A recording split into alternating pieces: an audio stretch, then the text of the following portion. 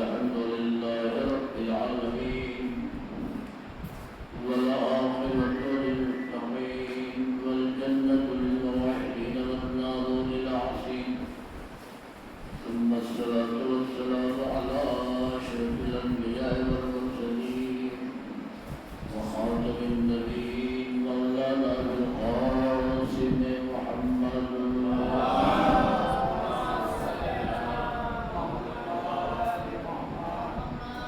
وعلى أهل بيته الطيبين الطاهرين المعصومين المظلومين المنتخبين ولعنة الدائمة الباقية على أعدائهم أجمعين من الآن إلى قيام يوم الدين.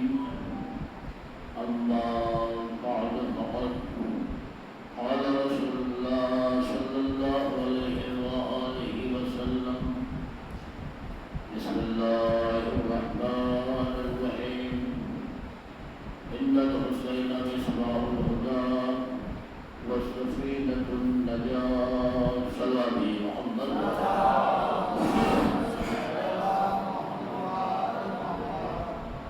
اللہ کے گرامی قدر ایام اگر کے سلسلے سے یہ ہماری دوسری نشست ہے، اس میں آپ انصر اللہ تشریف فرما ہے. بیوی فاطمہ زہرا سلام اللہ علیہا کو غصہ دینے کے لیے ان کے لال کا علیلو ہم جو یہ حسین کی مجلس برپا کر رہے ہیں، جہاں جہاں بھی ہو رہی ہے،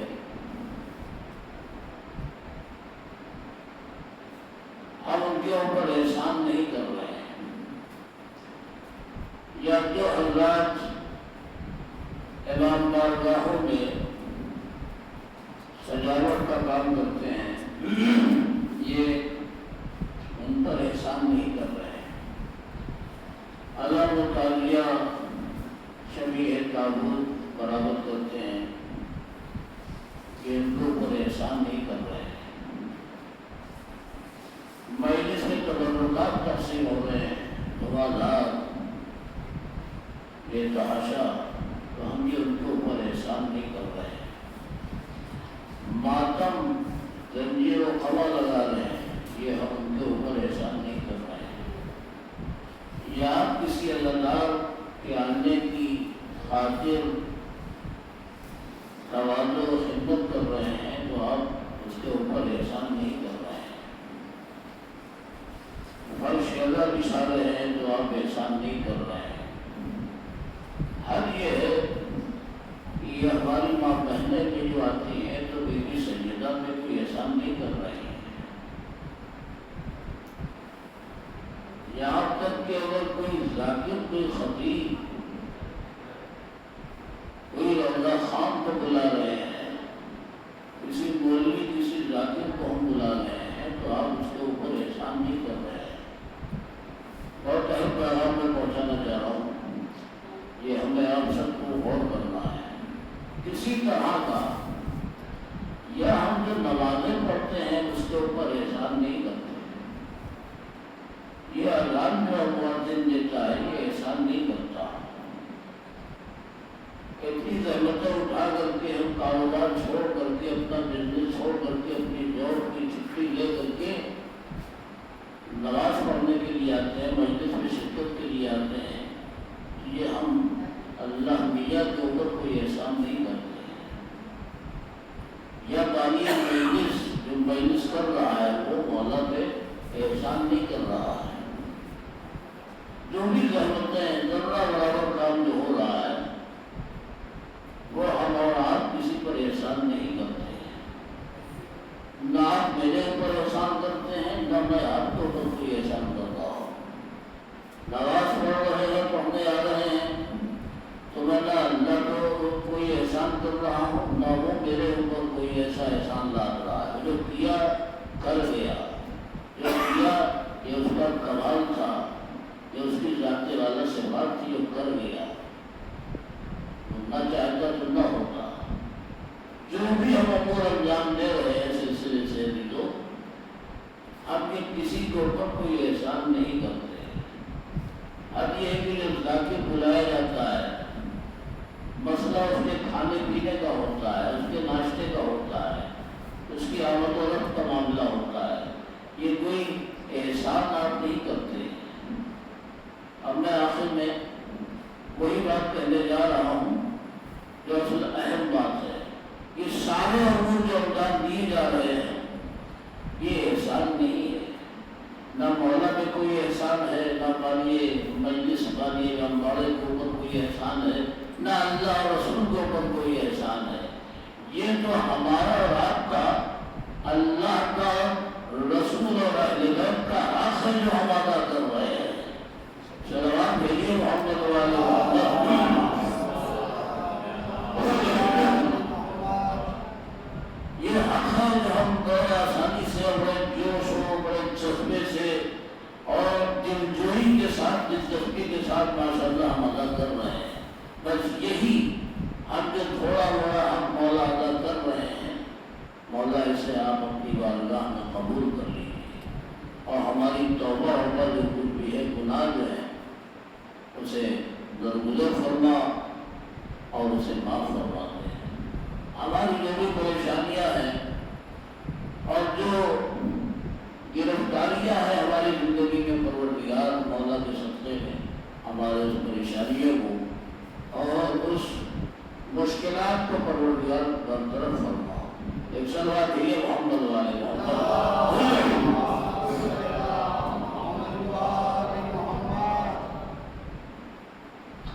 اور ابھی یہ ایام ادا کے حوالے سے جو سلسلہ ادا چل رہا ہے، یہ بھی طے ہے کہ کوئی ایسی چیز اسے روک نہیں سکتی۔ یہ جو میں نے کہا کہ احسان نہیں کر رہے ہیں، تو آپ سنیے ادھر کہ ہم جو کر رہے ہیں یہ نہ سوچیں کہ ہماری ہی وجہ سے یہ اداکاری ہو رہی ہے، ہم نے ہی منعقد کیا، ہم نے برپا کیا ہے، نہیں، ہم ختم ہو جائیں گے، آپ ایک ایک فرد جو ہے فنا ہو جائیں گی، لیکن یہ اداکاری اپنی جگہ باقی رہے گی۔ اس لیے کہ اللہ کا وعدہ ہے، پروردگار نے وعدہ لیا ہے، اہل بیت سے اور بیوی نے وعدہ قبول کیا ہے کہ یہ ادا ہمیشہ کے لیے جاری اور ساری رہے گی۔ وہ روایت پڑھی ہوگی، آپ نے سنی ہوگی کہ واقع کربلا کے بعد جب یہ پیغمبر کو رونے کا وہ وقت آیا جو ولادت ہوئی تیسرے امام کی، تو سب نے گریہ کیا امام کی ولادت پر، جبکہ کی ولادت کے موقع پہ گریہ کا موقع نہیں ہوتا، مسکرانے مبارک بادی کا ہوتا ہے، لیکن جو آ رہا ہے مبارک بادی دیتا اور رونے لگتا ہے۔ یہ حالات ہے۔ تو بی بی فاطمہ زہرا بھی آئی ہے، اپنے لال کو پوچھا کہ بابا کیا جب میرا لال ایسے ایسے ہوگا، حالات ایسے ہوں گے، قتل اور شہید کیا جائے گا، تو ان پر رونے والا کون ہوگا؟ تو رسول نے فرمایا کہ بیٹا صبر کرو، ایک قوم آئے گی، اللہ پیدا کرے گا، وہ ہمارے جوانوں پہ جوان، ہمارے بوڑھوں پہ بوڑھے، ہمارے بچے پہ بچے گریہ کریں گے، نوحہ کریں گے، ماتم کریں گے۔ یہ بشارت دی تھی۔ تو آج وہی سلسلہ ہے، یہ اداکاری ہمیشہ سے باتیں الہی یہ باقی رہے گا، ہمیشہ کے لیے یہ اداکاری ہوتی رہے گی۔ اور یہ تو آپ دیکھیے، مجھے آج کرنا کچھ اور ہے، لیکن میں تنقیدی طور سے بڑے آرام سے میں گفتگو کر رہا ہوں۔ ایک ایسی چیز سناتا ہوں آپ کو تاکہ ہمارے قرض ملے ہم جوانوں کو، ہم بزرگوں کو۔ آج بہت جلدی میں انشاءاللہ ختم کروں گا، بس 35 منٹ، شاید 35 یا 40 تک ہو جائے۔ بہرحال گفتگو بہت ہوتی ہے، من چاہتا ہے کہ اور کیا جائے، لیکن بہرحال وقت کا تقاضا یہ ہوتا ہے کہ اتنی ساری گفتگو ٹھیک نہیں ہے۔ 100 کی ایک بات اگر ہمارے ذہن میں رہ جائے تو بہت ہے۔ یہ آپ کا صحیح تشریف ہے۔ آمین مبارکباد ہے ہم اور آپ سب، خاص طور سے یہاں کی برادری، یا دھولانا، مومنین کرام اور بھی بھائی لوگ جو یہاں شریک ہوتے ہیں، ہمارے عشق اہل بیت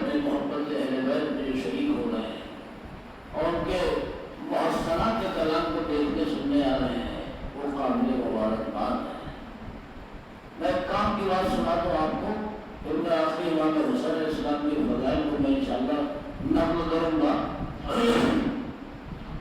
اور میں نے ایک حدیث دیکھی ہے، پیغمبر نے فرمایا کہ جب پروردگار کسی خاندان کی بھلائی اور خیر اور نیکی چاہتا ہے تو جانتے ہیں خاندان میں کیا کرتا ہے؟ وہ انشاءاللہ آپ کے سلسلے سے آپ کی زندگی میں آپ کے خاندان میں ہونے والا ہے، ہونے جا رہا ہے۔ بس ہم قریب یہ سلسلہ آپ کے خاندان میں شروع ہونے جا رہا ہے۔ برائیاں جب چھڑ جائیں گی اور ہم برائیوں سے دور ہو جائیں گے، برائیاں ہم سے دور ہو جائیں گی، تو وہ سلسلہ آپ کا شروع ہو جائے گا۔ آپ اس ممبر کا وقار ذہن میں رکھ کے سنیے گا، یہ میرے جملے ہیں۔ اب وہ سلسلہ انشاءاللہ شروع ہوگا ہمارے نوجوانوں کا، بزرگ اس کے سہارے اور مددگار بنیں گے۔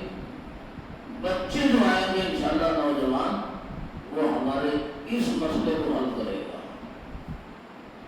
سلسلہ شروع ہو رہا ہے اور اب میں دیکھ رہا ہوں قریب سے کہ آپ باقاعدہ موفق ہیں، آپ کو توفیق ملی ہے۔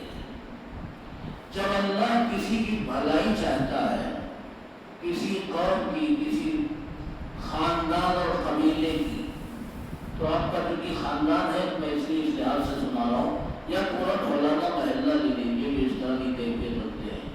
جب اللہ کسی خاندان اور کسی قبیلے کی بھلائی، نیکی، خیر و خیرات چاہتا ہے تو جانتے کیا کرتا ہے؟ چار چیزیں کرتا ہے فوراً۔ آپ دعا بھی نہیں مانگیں گے پھر بھی وہ چیز ظاہر ہو جائے گی۔ ہر کام کے لیے دعا کرنا ضروری نہیں ہوگا کہ آپ ہر کام کے لیے دعا کریں۔ آپ جب نیک ہو جائیں گے اور نیکیوں کی طرف قدم آگے بڑھتا جائے گا، اللہ آپ کی حاجتوں کو پوری کرتا جائے گا۔ ایک سلام بھیجیے محمد وہ دیکھتا ہے ہمارے نفسیات اور ہمارے فطریات کیا ہو رہے ہیں، ہمارا قدم کیسا اٹھ رہا ہے، وہ ان چیزوں کو دیکھتا ہے۔ تو رسول نے فرمایا جب اللہ کسی قوم کی اور کسی خاندان کی، کسی قبیلے کی بھلائی چاہتا ہے تو اس قبیلے کے اندر ایک مرد فقیہ کو پیدا کرتا ہے۔ ایک ایسا جوان، ایک ایسا بچہ نکلے گا جو فقیہ ایک وقت ہوگا، عالم دین کو پیدا کرے گا، خود بخود سے ہوتا جائے گا۔ بھلائی چاہ رہا ہے اور بھلائی جو چاہا ہے اس نے، ایسا نہیں ہے کہ خود ہی آٹومیٹک چاہ رہا ہے، وہ نہیں، ہمارے اندر وہ صلاحیت ہے، دیکھ لی پروردگار نے کہ یہ شروع کر دیا انہوں نے بھی اپنا احسان کہ اس قبیلے میں، اس قوم کے اندر میں ایک مرد فقیہ کو، ایک جوان بچے کو جو فقیہ ہوگا دین کا، اسلام کا، اس کو میں پیدا کروں گا۔ انشاءاللہ آپ کے یہاں یہ مراد پوری ہونے والی ہے۔ آپ کے یہاں ایسا نوجوان اٹھنے والا ہے، ایسا بچہ آنے والا ہے کہ جو ہم مرد فقیہ بنے گا آپ کے لیے۔ دوسرے گروہ کون سے ہیں؟ جب اللہ چاہتا ہے کسی کی بھلائی، کسی خاندان کی خیر خواہی چاہتا ہے تو ان کے چھوٹوں سے بڑوں کا احترام کرواتا ہے۔ یہ بڑی دقیق بات نہیں ہے اور سیکھنے اور سمجھنے والی ہے۔ چھوٹوں سے بڑوں کا احترام کرانے کی صلاحیت دیتا ہے پروردگار جب کسی قوم و قبیلے کی بھلائی چاہتا ہے۔ یہ تو بڑا اچھا قبیلہ ہو رہا ہے۔ اب یہاں کے بچوں کو، چھوٹے چھوٹے بچوں کو توفیق دے گا کہ وہ بڑوں کا احترام کریں، لیکن ورنہ آپ دیکھیں گے سماج میں حالات بہت زیادہ خراب ہو گئے ہیں کہ آپ کے بچے بڑوں کا احترام نہیں کرتے۔ آپ نے تو بہرحال کافی وقت گزارا ہے، ابھی ہمارا جب بچپنا جوانی تھی ہم نے بھی اسکول میں مدرسوں میں دیکھا ہے، کیا بتاؤں آج وہ دور مجھے یاد آ رہا ہے۔ اگر ہاسٹل کے اس برآمدے میں استاد کھڑا ہوا ہوتا تھا تو ہم 2، 2.5، 3، 4 میٹر کے فاصلے میں شاگرد استاد کھڑے ہوئے ہیں. ایک بڑا سا جو ہے برآمدہ ہم اسکولوں کا ہوتا ہی، اس برآمدے میں اگر استاد کھڑا ہوا ہے، پہلے تو یہ بیٹھتا ہم نے خود دیکھا ہے، تو یہاں بچہ جو کھڑا ہوا ہے یا کرسی میں بیٹھا ہے، دیکھتا ہے چارپائی کے پلنگ پہ، تو وہ اٹھتا نہیں تھا، وہ بیٹھتا نہیں تھا. اگر وہ کھڑا ہے تو یہ بیٹھتا نہیں تھا، کھڑا رہتا تھا. استاد کھڑے ہوئے ہیں اور بیٹھتا رہتا تھا. پہلے یہ تھا کہ اگر ہمارے کمرے سے استاد کے جانے کا راستہ ہے، 10 بار آ رہا ہے جا رہا ہے، 10 بار چارپائی سے اٹھا کرتے تھے اور بیٹھتے تھے. اٹھا کر جب آتا تھا تو اٹھتے تھے، جب جاتا تھا تو اٹھتے تھے. احترام ہی تھا. لیکن آج کل ہمارے اس آخری دور میں اب بچوں کا کوئی احترام بڑوں کو نہیں رہ گیا ہے، بات ہی نہیں سنتے. یہ ہماری ماں باپ اور یہ ہماری ماں بہنوں کا فرض ہے، اور ہمارے بزرگ اور بڑے لوگوں کا فرض ہے کہ بچوں کو اس طرح کے آداب کا ماحول پیدا کریں تاکہ بچے ان تعلیمات کو لیں. تو جب بھلائی چاہتا ہے تو مرد فقیہ کو پیدا کرتا ہے. جب وہ بھلائی چاہتا ہے قبیلے کی، خاندان کی، تو بچوں کو بڑوں کا احترام کرنے کا حکم دیتا ہے یا توفیق دیتا ہے کہ وہ احترام کریں، چھوٹے بچے بڑوں کو. تیسرے، جب اللہ اس قوم کی، اس خاندان کی جب بھلائی چاہنے لگتا ہے تو پروردگار اس کے کاروبار میں نرمی اور اخراجات میں میانہ روی کی صلاحیت اور توفیق عطا کرتا ہے. جب کسی خاندان کی بھلائی چاہتا ہے پروردگار، تو کاروبار اور بزنس اور تجارت کے دوران اس کو سخت لب و لہجے کی عادت کو چھوڑا دیتا ہے. اس کا مطلب یہ ہے کہ ساری چیزیں ہماری طرف سے نہیں ہے، اس کی طرف سے ہیں. آپ کا کاروبار خوب صحیح چل رہا ہے، بہت خوش اخلاقی سے چل رہا ہے، اور لوگ آپ کی ہی طرف کھینچ رہے ہیں. 10 دکانیں چھوڑ کے آپ کی دکان پہ آ رہے ہیں کہ آگے دکان آپ کی ہے. یہ کیوں ایسا ہے؟ یہ پروردگار نے آپ کو توفیق دی ہے. تو میانہ روی اختیار کرنے کی صلاحیت اور توفیق دیتا ہے. میانہ لوگ کہتے ہیں اقتصادنا، اقتصاد کہتے ہیں درمیانی خرچ کرنے والا. خرچ نہ کیجیے بہت زیادہ، بے تحاشا اسراف نہ کیجیے. نرم دل پیدا کرتا ہے، توفیق دیتا ہے، اور اخراجات پر میانہ روی کی صلاحیت دیتا ہے پروردگار جب بھلائی چاہنے لگتا ہے کسی قبیلے، کسی خاندان میں. یہ پروردگار پیغمبر کے بخور یہ عنایت فرماتا ہے. اور عزیزوں، بچوں سے بڑوں کا احترام اور کاروبار میں میانہ روی، نرم لہجہ، اس کی صلاحیت دیتا ہے پروردگار. یہ احترام دیتا ہے، یہ میانہ روی کی توفیق. آخری جو چوتھے نمبر کا ہے، جب پروردگار کسی قوم کی صلاحیت اور کسی قوم کی بھلائی، خیر خواہی چاہتا ہے تو پروردگار اس خاندان والوں کو توبہ کرنے کی توفیق عطا کرتا ہے. اللہ اکبر. لیکن میں بیان کر رہا ہوں حقائق کو، پیغمبر کی حدیث اور ارشاد کو بیان کر رہا ہوں. میرا مقصد کچھ اور نہیں ہے. جب وہ کسی خاندان کی بھلائی چاہتا ہے تو یہ آپس کے جھگڑے خود بخود حل کر دیتا ہے. جب وہ بھلائی چاہتا ہے تو وہ سارے مسائل کو آپ کے حل کر دے گا. توبہ کرنے کی صلاحیت عطا کرے گا، توبہ کرنے کی صلاحیت عطا کرے گا، اس توبہ کو اس سے قبول کرے گا. اس کا مطلب یہ ہے کہ یہ چاروں چیزیں جو ہے نا ہماری بدعمالیوں کا نتیجہ تھی جو خراب ہو رہا تھا.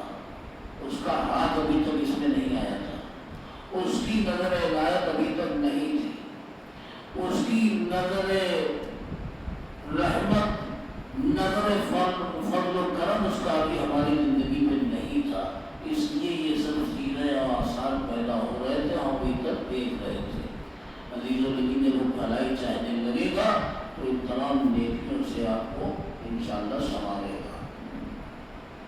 لہذا یہ میں نے جاتے جاتے کہ ایک ارشاد اور معصوم قول جو برحق ہے وہ آپ کی خدمت میں عرض کر دیا ہے، طولانی بہت گفتگو نہ ہو۔ میں امام حسین علیہ السلام کے فضائل کو نقل کروں، اور چونکہ آپ کے ہی سلسلے سے ایام امام حسین چل رہے ہیں اور آپ کا انقلابی زمانہ چل رہا ہے، بیداری زمین کا زمانہ ہے، بیداری قلب کا زمانہ ہے، اور ہمیں اب اگر نہیں بیدار ہوئے اور ہونے کی توفیق ملی تو ہم اور کوئی موقع ہمیں نہیں ہے کہ جس میں ہم جا کے اپنے دل کو بیدار کریں۔ اللہ اکبر، کیسی کیسی چیزیں آپ نے وہ باتیں سنی بھی نہ ہوں گی جو امام نے تعلیم دی ہے اپنے دور میں اور اپنی خلافت اور امامت کے دور میں، جب آپ کی امامت تھی اور ایسے سیاسی ماحول کے اندر، ایسے فتنہ و فساد کے اندر آپ نے ایسے ایسے حکیمانہ ارشاد فرمائے ہیں ابھی لوگ، اللہ اکبر، ہم نے دنیا میں کہیں نہیں دیکھا یہ چیز۔ دیکھیے میں فضائل بھی پڑھ سکتا ہوں، واقعہ بھی لے سکتا ہوں، لیکن واقعہ کا وقت نہیں ہے اس وقت، پڑھنے کی جگہ اور ہوتی ہے، واقعہ کی مجلس سے بھی پڑھ سکتا ہوں، لیکن بہرحال آپ کا جو مزاج ہے وہ اس لحاظ سے چیزوں کو میں پیش کر رہا ہوں، وہ بھی انشاءاللہ آئے گی، کوئی ایسی بات نہیں ہے، لیکن کچھ باتیں اصل ہمیں حق کے آزاداری کو ادا کرنا ہے، امام حسین علیہ السلام کے پیغام کو پہنچانا ہے۔ اب میں واقعہ آپ کو نقل کر رہا ہوں، بہت زیادہ طولانی نہیں کروں گا، ہو جاتی ہے لیکن بہرحال طولانی نہ ہو تو زیادہ بہتر ہے۔ اب آپ دیکھیے امام کا طریقہ، ایک انصار میں سے ایک شخص آتا ہے اور آنے کے بعد کہتا ہے کہ آقا مجھے فلاں آدمی جو ہے انصار میں سے ہی ہے، وہ مجھے بہت ہی اذیتیں پہنچا رہا ہے، اس سے میں نے قرض لیا تھا کہ کیا لے لیا تھا کہ ابھی تک وہ مجھے پریشان کرتا جا رہا ہے، اور مجھے اتنا وقت نہیں دے رہا ہے کہ میں اس کے قرض کے لیے آمادہ کروں، تیاری کروں، وہ اسے ادا کروں۔ یہ بتائیے میں کیا کروں؟ لہذا مجھے ضرورت ہے، دیکھیے ابھی یہ کہا نہیں کہ یہ میں آپ سے کہہ رہا ہوں، خالی انہوں نے آ کے امام کی خدمت میں، امام حسین علیہ السلام کی خدمت میں یہی کہا تھا کہ مولا مجھے آپ سے حاجت ہے، مجھے آپ سے کوئی ضرورت ہے۔ امام نے دیکھی حساسیت، دیکھیے مولا کی، ہمارے اور آپ کے اندر یا پوری دنیا کے اندر ڈھونڈ ڈالیے، ایسی شخصیت آپ کو نہیں پیدا ہوگی، نہیں ملے گی کہیں دنیا کے اندر کہ جو طریقہ امام کا تھا وہ ہم کو تعلیم دیتے ہوئے جا رہے ہیں۔ انہوں نے کہا کہ مولا مجھے آپ سے حاجت ہے، ضرورت ہے۔ امام نے کہا سنو، اسے بیان مت کرو، اس لیے کہ تم بیان کرو گے تو مجھے بھی شرم آئے گی، تمہیں بھی شرم آئے گی، تمہارا سر میرے سامنے چھپ جائے گا، شرمندگی کا احساس ہوگا۔ لہذا کیا کہا ہے مولا نے؟ مولا نے کہا اسے کاغذ پہ مجھے لکھ کے دے دو۔ وہ گیا، ایک کاغذ دیا اور اس پر اپنی حاجت کو تحریر کر کے دیا۔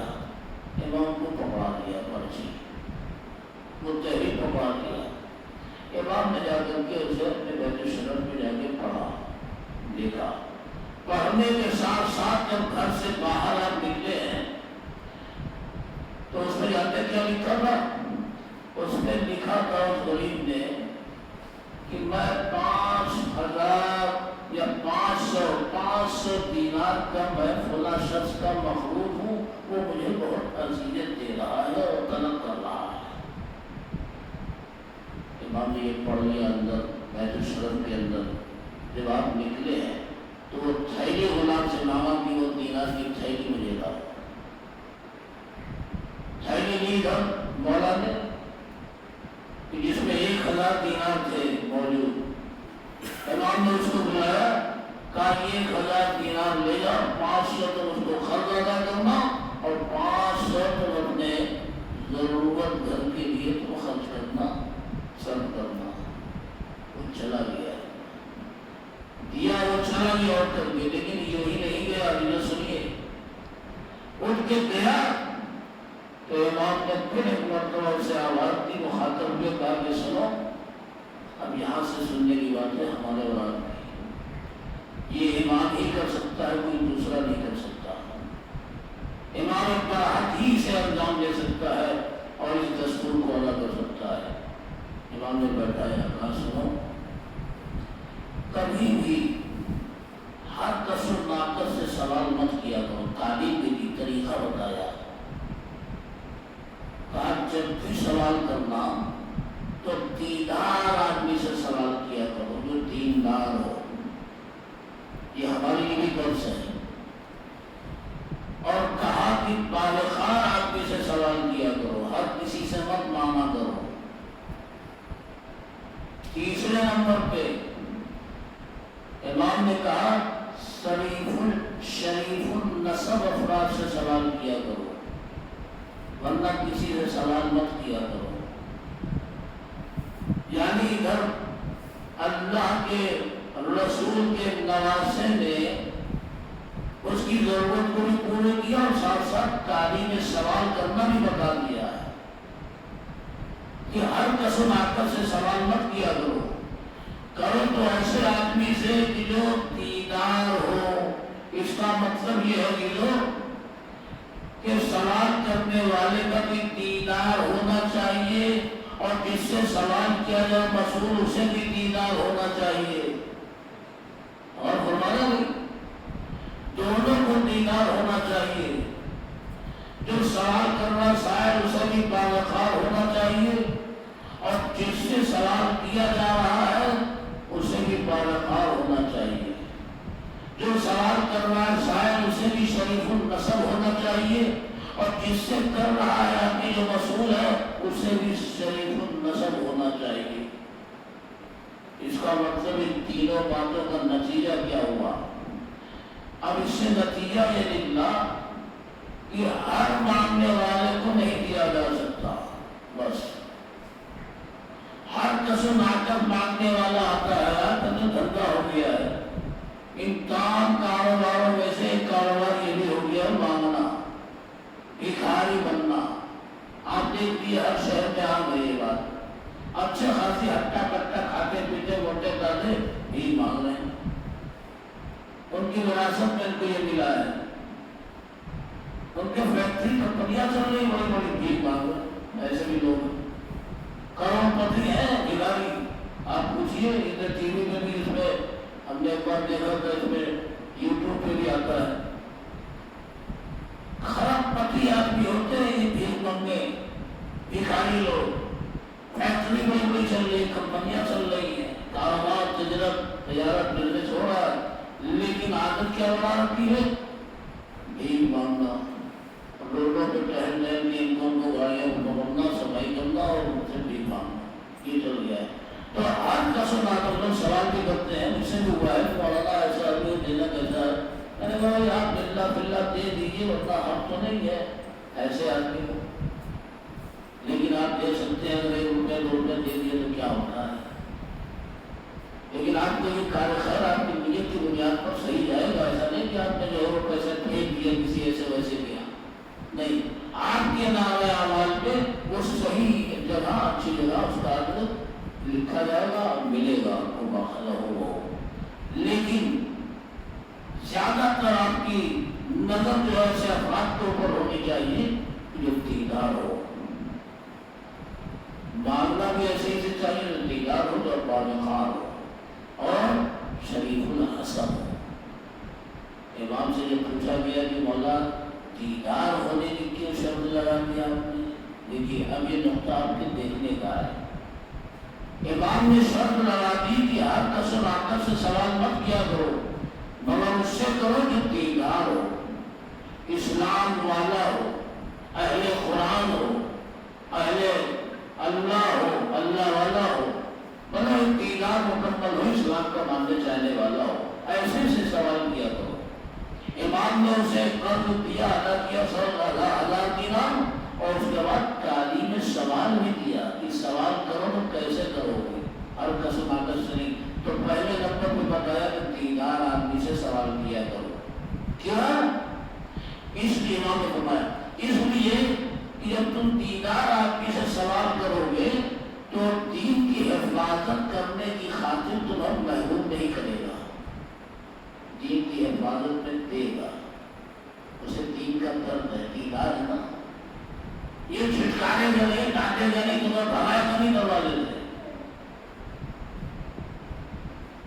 اور امام نے فرمایا بالغ آدمی سے سوال کیا جائے، بالغ آدمی کیا کرتا ہے؟ امام نے اس کی علت بتائی، اس لیے کہ جو بالغ انسان ہوگا وہ غیرت مند ہوگا، وہ اس آنے والے کی شرم و حیا کو مندوں نے خاطر رکھے گا کہ اتنی آسانی سے یہ جو بیچارہ آیا ہے اپنی عزت جو ہی برباد کرنے تھوڑی آیا ہے، کچھ تو ہے جو آیا ہے پریشان ہے، جو اس کی وقار ہوگا وہ اپنا وقار و غیور دیکھتے ہوئے اپنی غیرت کے تحت وہ دے گا، لیکن جو غیرت ہوگا وہ نہیں دے گا، وہ چھوڑے گا۔ اور جو عدل ذی شرف ہوگا، امام نے فرمایا ذی شرف تو ذی شرف ہی ہوتا ہے، وہ کبھی بھی اپنے سامنے آنے والے کو محروم نہیں کرے گا، کیوں؟ اس کا حسب و نسب ہی اچھا ہے۔ تو یہ 3 صورتیں امام نے بتائی ہیں۔ اب میں آپ سے کہتا ہوں کہ پوری کائنات جب سے اسلام آیا ہے، جب سے دنیا قائم ہوئی ہے، آپ پوری دنیا میں چھان کر کے بتائیے، ڈھونڈ کے بتائیے، تلاش کر کے بتائیے، ان تینوں صفت کا حامل اور متصف ہونے والا انسان جو مانگنے والا ہے یا جس سے مانگا جا رہا ہے، اس کائنات کے اندر کوئی ایسا شخص ملا ہے جو دیندار بھی ہو جس سے مانگا جا رہا ہے، بالغ بھی ہو جس سے مانگا جا رہا ہے، شریف الحسب بھی ہو جس سے مانگا جا رہا ہے؟ عزیزو، یہ سوائے اہل بیت اطہار کے کوئی اور شخصیت نہیں ہے کہ جو اس کائنات کے اندر موجود ہو آپ کے سامنے، یہ صرف اہل بیت ہے جو دینداری میں بھی دیتے ہیں، وقاری میں دیتے ہیں، شریف النظر ہوتے ہوئے لیتے ہیں، یہ تینوں صفات کمال یہ صرف اہل بیت کے اندر پائی جاتی ہے، کسی اور کے اندر نہیں پائی جاتی ہے۔ عزیزو، اور یہ حسین کا کلام ہے، اس وقت میں حسین کا کلام ہے مظاہر، لیکن عزیزو یہ ایک معصوم نہیں کہہ رہا ہے، بلکہ ہمارے 14 معصومین ایسے ہیں کہ یہ ارشاد فرماتے ہیں کہ دیدار سے مانگو دیکھو ہم دیدار ہیں، بالغ سے مانگو دیکھو ہم بالغ ہیں، اور شریف الحسن سے مانگو دیکھو ہم شریف الحسن ہیں۔ ایک سلام بھیجیے محمد والا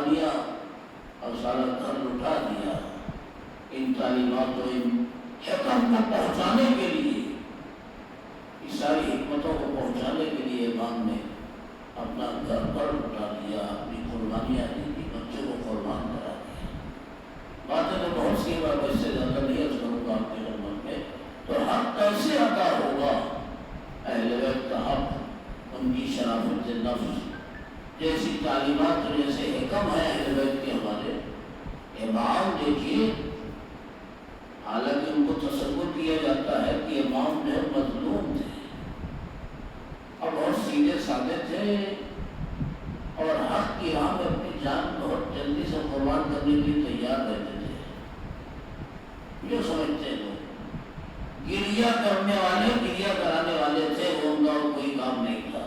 لیکن عزیزہ ان کی حکمتیں دیکھیے، ان کے کلام دیکھیے، ان کے محسنات ارشاد و کلامات دیکھیے کہ ایسا متاثر کرتے ہیں انسان کو آج کہ دنیا حیرت کر رہا ہے۔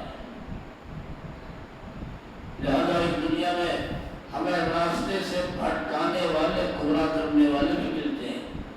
اگر آپ کے سامنے بھی کوئی گمراہ کرنے والا شخص آئے تو آپ اسے قبول نہ کیجیے۔ کوئی گمراہیت کی بات کر رہا ہے کربلا کے حوالے سے، امام کی قربانیوں کے حوالے سے، تو کبھی بھی آپ گمراہ نہ ہوئیے۔ یہ ایک حقیقت ہے۔ امام نے قیامت تک کے لیے دین اسلام کو زندہ کیا ہے، اور یہ نقاب چہروں سے باطل کے اٹھایا ہے، ہٹایا ہے، اور حقائق کے پردے کو باقاعدہ ایک الگ کے پھیلنے کو بلند کیا ہے، سجایا ہے کہ انسان دیکھتا جائے، حسین کی حقیقت سمجھ میں آتی رہے۔ اور اس میں مذہب کی طرف نہیں ہے کہ آپ جو ہے صرف اہل بیت کے چاہنے ہی والے اس مذہب کو اپنا رہے ہیں، وہیں سے کر رہے ہیں، مرشد بجا رہے ہیں۔ نہیں عزیزو، اس میں ہر فرقے کا انسان جو ہے حصہ لے رہا ہے۔ اور میں فرقے نہیں گراؤں گا، اہل حدود وہ بھی اس میں حصہ لے رہے ہیں، وہ بھی تاکیہ داری کر رہے ہیں۔ لیکن جو یزیدی قسم کے لوگ ہیں ذہنیت کے، وہ ایسے لوگوں کو راستے سے بھٹکا رہے ہیں، بدعت کے نام سے جو ہے ان کو گمراہ کر رہے ہیں، بھٹکا رہے ہیں۔ اور آپ کو ایک مثال دے دوں میں، بس آخری اس پر ربط مسائل ہے۔ آج یہ فتویٰ لگتا ہے، آج یہ ہمیں گمراہ کیا جاتا ہے، حالانکہ ہمارے پر کوئی اثر نہیں ہے، پرانی حقیقت نے چلتی رہے گی۔ کہا جاتا ہے یہ ادب اور تعزیہ، یہ کیا ہے، یہ کب تک ہوگا، کیا ہوگا، کیوں رو رہے ہیں، کیوں ماتم کر رہے ہیں، کیوں زنجیر، کیوں خما۔ ابھی تک اس کے اوپر گمراہ کیا جا رہا ہے، حقیقت سے ہٹایا جا رہا ہے، بھٹکایا جا رہا ہے، پردہ ڈالا جا رہا ہے، جوانوں کو گمراہ کیا جا رہا ہے۔ اب کہا جاتا ہے کہ یار یہ پیغمبر کے دور میں تو ایسا نہیں تھا، لیکن بدعت کے حوالے سے جو بات آتی ہے سامنے اس طرح سے آتی ہے۔ پیغمبر کے دور میں تو گاڑی تو تھی نہیں، پیغمبر کے دور میں فلاں چیز تو چلیے پریس کپڑے میں جو ہو رہا ہے یہ تو تھے نہیں، پہلے تو یہ چھری اور قلم کا ماتم تو تھا نہیں، پہلے تو یہ گھوڑے سواری ہے الگ الجرا اتنی گندا نہیں تھا، اس دور میں تو یہ تھا نہیں، بلیڈ سے مارنا ہے اور یہ تو تھا۔ یہ نئی نئی چیزیں ہیں جو بدعت پیدا کی جا رہی ہیں، کیونکہ رسول کے زمانے میں نہیں تھی، رسول کے زمانے میں نہیں تھی۔ رسول کے زمانے میں پیدل لوگ سفر کیا کرتے تھے، آج گاڑی سے سفر ہو رہا تو کہہ رہے بدعت ہے، حالانکہ سوار ہو رہا تو بھی کہہ رہے بدعت ہے۔ اب اگر بدعت ہے، پیغمبر کے دور میں یہ گاڑی نہیں تھی تو آپ کیا سوار ہو رہے ہو، بدعت کام کر رہے ہو؟ یعنی ایک ایک چیز کے اوپر یہی بات آئے گی۔ جو پیغمبر کے دور میں نہیں تھا آج ہے، اس کا الٹا ہے، اس کی ترقی، اس کے خلاف ترقی ہو رہی ہے، کوئی نہیں اس کے خلاف چل رہا ہے، آج کے آگے کوئی نہیں چل رہا ہے۔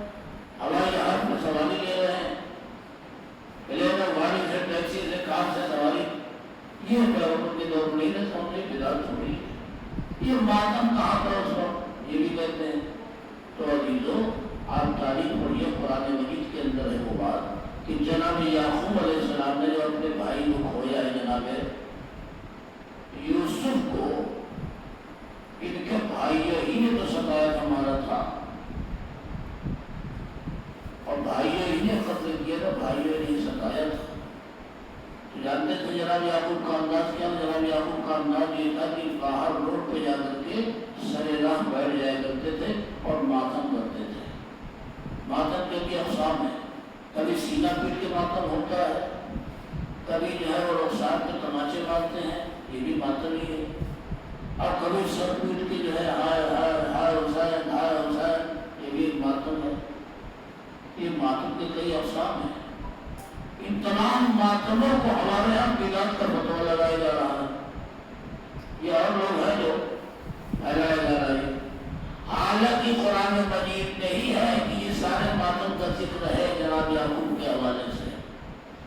کہ اللہ نے کہا کہ جب بھی تمہارے پر کوئی ظلم ہو، کوئی ستم ہو، تو تم باہر نکل کے اپنے ظلم کو اور اس مظالم کا اعلان کر سکتے ہو، فریاد کر سکتے ہو۔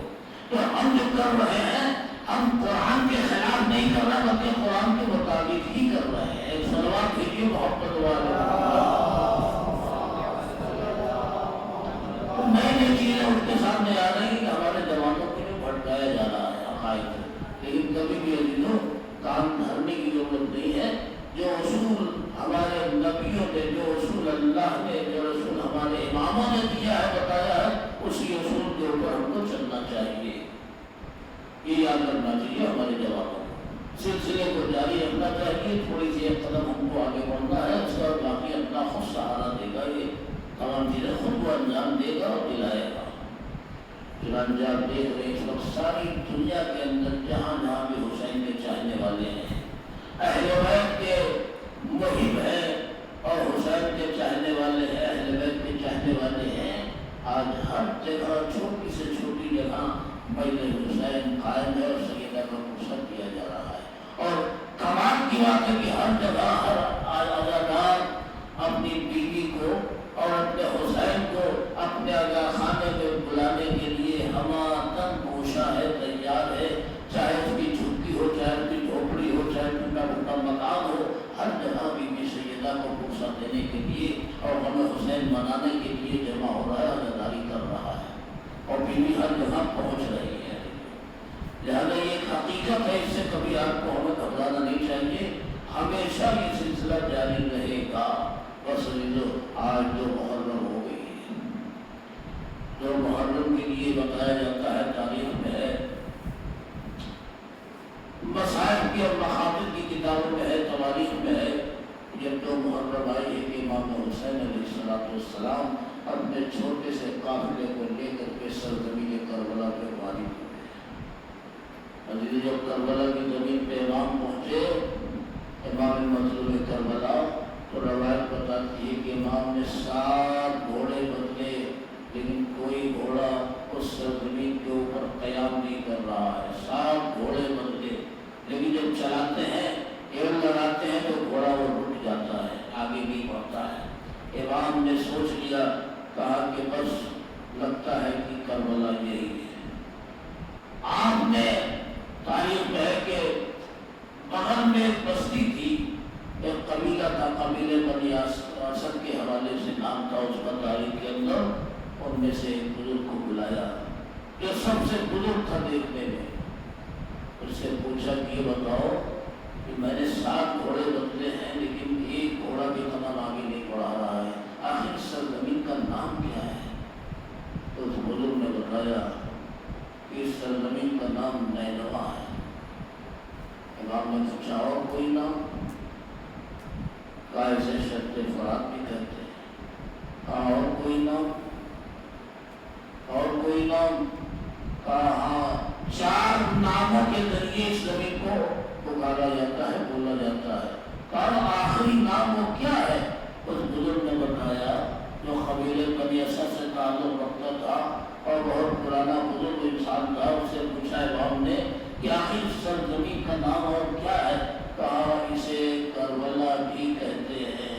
اب یہ کربلا کا نام سن کے ایک مرتبہ عباس کو بلایا، کہا عباس اب ان گھوڑوں کی سواریوں کو مالیوں کو اتارو اور بیوی زینب کا خیمہ نصب کرو، ام کلثوم کا خیمہ نصب کرو، ان بیویوں کو اتارو، ہماری قیام گاہ، ہماری قتل گاہ یہی ہے، یہی ہمارے سر قلم کیے جائیں گے، یہی ہمارے مال و اسباب لوٹے جائیں گے، یہی ہمارے کنزل بچے شہید کیے جائیں گے، یہی ہماری بیویوں کی چادریں چھینی جائیں گی اور یہی خیموں میں آگ لگائی جائے گی اور یہیں سے اسیر کر کے ہمیں کربلا سے کوفہ اور کوفہ سے شام لے جایا جائے گا۔ اتنے میں ایک مرتبہ کی جو تاریخ میں ملتا ہے کہ جناب چلو کو کلثوم دوڑتی ہوئی اپنے بھائی حسین کے پاس آتی ہے، کہتی ہے بھیا ارے آخر کیا وجہ ہے جب سے سرزمین میں قدم رکھا ہے ہمارا دل دھڑک رہا ہے، دل بے چین ہے، ہمارا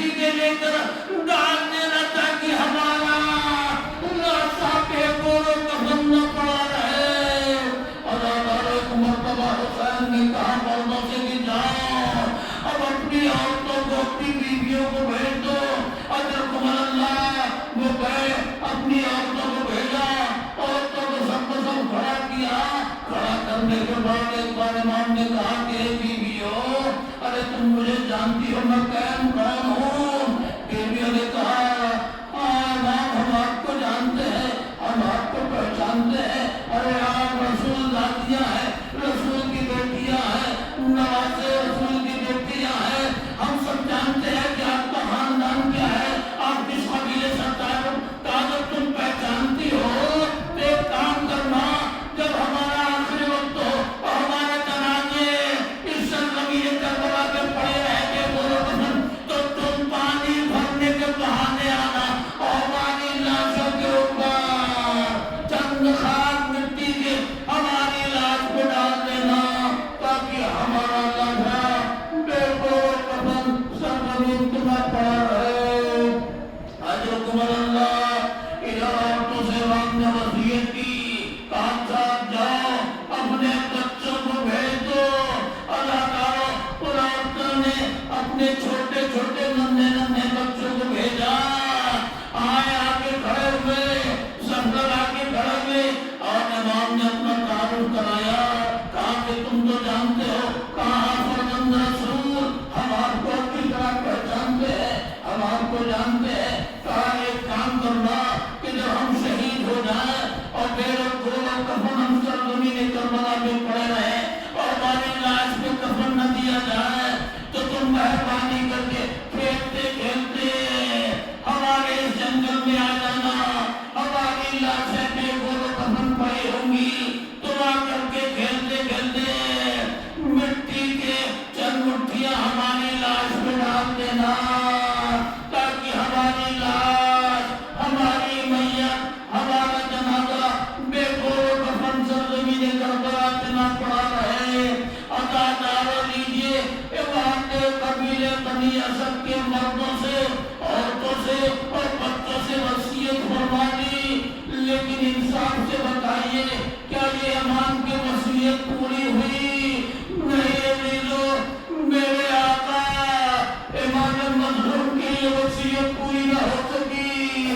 آخر میں ہوا کیا کہ آخر میں جب ہر سال روز عاشورہ آتی ہے تو اپنے عاشور کے وقت قبیلے بنی اسد کے لوگ اپنے ہاتھوں میں بیچے لیے روزہ حسین کی طرف پڑھتے ہیں اور فریاد کرتے ہوئے آتے ہیں، کہتے ہیں کہ آقا ہم نے آپ کی وصیت پوری نہیں کی، ہم نے آپ کی وصیت مکمل نہیں کی، اے مولا ہمیں بڑا افسوس ہے۔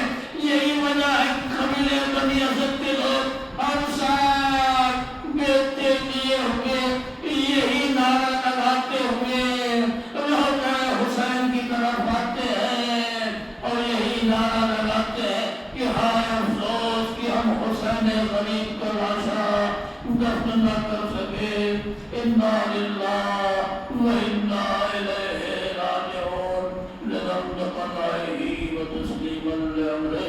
پروردگارا بحق محمد وآل محمد ہماری اس مختصر سی ادا کو قبول فرما۔